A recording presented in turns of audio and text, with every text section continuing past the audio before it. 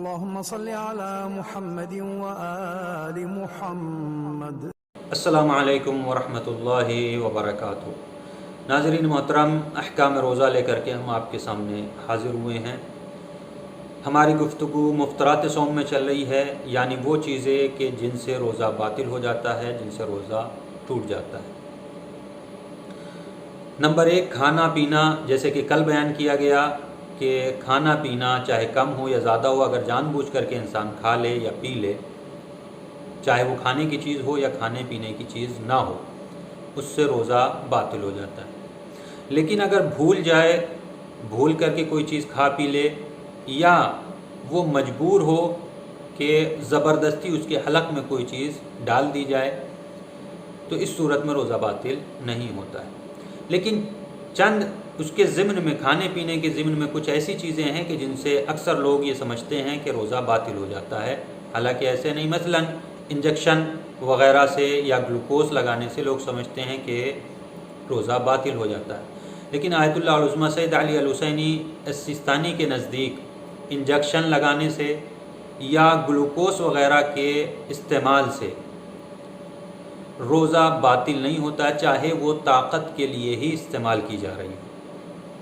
تو انجیکشن سے روزہ باطل نہیں ہوتا ہے۔ اسی طریقے سے اگر کوئی انسان کہ جس کو سانس لینے میں پرابلم ہوتی ہو، دمہ وغیرہ جیسے کہا جاتا ہے، یا اور کوئی بیماری کہ جس سے انسان کو سانس لینے میں پرابلم ہوتی ہے، اور وہ کوئی اسپرے وغیرہ استعمال کرتا ہے، جیسے کہ آج کل کرونا کے مریضوں کو سانس کی پرابلم ہوتی ہے، سانس لینے میں ان کو مشکل آتی ہے، لہذا سانس کو آسان بنانے کے لیے، سانس لینے کے لیے آکسیجن کا استعمال کیا جاتا ہے۔ تو اگر وہ اسپرے یا آکسیجن وغیرہ جو بھی چیز استعمال کی جا رہی ہے، جو بھی مشین کے ذریعے سے چیز استعمال کی جا رہی ہے، اگر وہ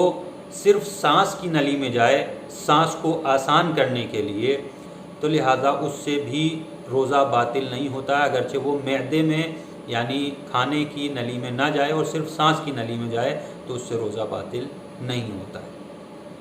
اسی طریقے سے آنکھ اور کان میں ڈالی جانے والی دوا، اگر انسان آنکھ اور کان میں دوا ڈالے اور اس کا ذائقہ اور اس کا ٹیسٹ جو ہے، مزہ جو ہے حلق تک پہنچ جائے، تب بھی اس سے روزہ باطل نہیں ہوتا ہے۔ لیکن اگر ناک میں ڈالی جائے دوا اور انسان پہلے سے نہ جانتا ہو کہ یہ حلق تک پہنچ جائے گی، اور اس کا ارادہ بھی نہ ہو حلق تک پہنچانے کا، اور اتفاقاً وہ حلق تک پہنچ جائے، تو اس سے روزہ باطل نہیں ہوگا۔ لیکن یہی چیز ناک میں ڈالی جانے والی دوائی کا اگر پہلے سے معلوم ہے کہ یہ حلق تک پہنچ جائے گی، اور اس کے جاننے کے باوجود وہ ناک میں ڈالے، یا کوئی اور چیز مثلاً پانی ناک کے ذریعے سے پی لے اور اس پہ پانی صدق آئے، تو اس صورت میں اس کا روزہ باطل ہو جائے گا۔ اسی طریقے سے اگر کوئی چیز حلق کے علاوہ پیٹ تک پہنچ جائے اور اس کو کھانا پینا شمار نہ کیا جاتا ہو، مثلاً کوئی انسان کسی کے پیٹ میں چھری مار دے اور وہ پیٹ کے اندر تک چلی جائے، یا کوئی اور چیز مار دے جس سے پیٹ تک پہنچ جائے، اندر تک چلی جائے، یا مثلاً ڈاکٹر جو ہے انسان اپنے آپ کو ڈاکٹرز کے حوالے کر دے تاکہ وہ اس کا آپریشن کریں۔ اب آپریشن کرنے میں اگر ان کے جو اوزار ہیں، جن چیزوں کا استعمال کیا جا رہا ہے، وہ اگر اس کے پیٹ تک جا رہی ہیں، پیٹ کے اندر تک چلی جا رہی ہیں، تو چونکہ کھانے پینے کی چیز نہیں اور کھانا پینا شمار نہیں ہوگا، اس سے بھی روزہ باطل نہیں ہوتا ہے۔ لیکن اگر کوئی خاص طور پر کچھ ایسا انتظام کرے، پیٹ یعنی حلق کے علاوہ، منہ کے علاوہ کھانے پینے کا انتظام ایسا ہو کہ پیٹ تک پہنچ جائے،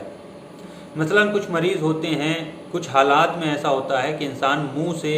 کھانا پینا نہیں کھا سکتا ہے، لہذا اس کے ایک پائپ اور ایک نلی لگا دی جاتی ہے جس سے پیٹ تک کھانا اور پانی پہنچایا جاتا ہے۔ لہذا اگر اس طریقے کی کوئی چیز ہے، نلی، پائپ وغیرہ، کہ جس کے ذریعے سے کھانا پینا صدق آئے اور اس کے ذریعے سے اس کے پیٹ تک کھانا پینا پہنچ رہا ہے، جو حلق کے ذریعے نہیں ہے، لیکن اس کے باوجود کھانا پینا شمار ہو رہا ہے تو اس کے ذریعے سے روزہ باطل ہو جائے گا۔ انشاءاللہ اسی ضمن میں اور چند مسائل لے کر کے آپ کے سامنے کل حاضر ہوں گے۔ آخر میں تمام ناظرین سے گزارش ہے کہ ہم ہمارے چینل نور نجف میڈیا کو سبسکرائب کریں اور اس ویڈیو کو زیادہ سے زیادہ شیئر کریں تاکہ مومنین استفادہ کر سکیں۔ والسلام علیکم ورحمۃ اللہ وبرکاتہ۔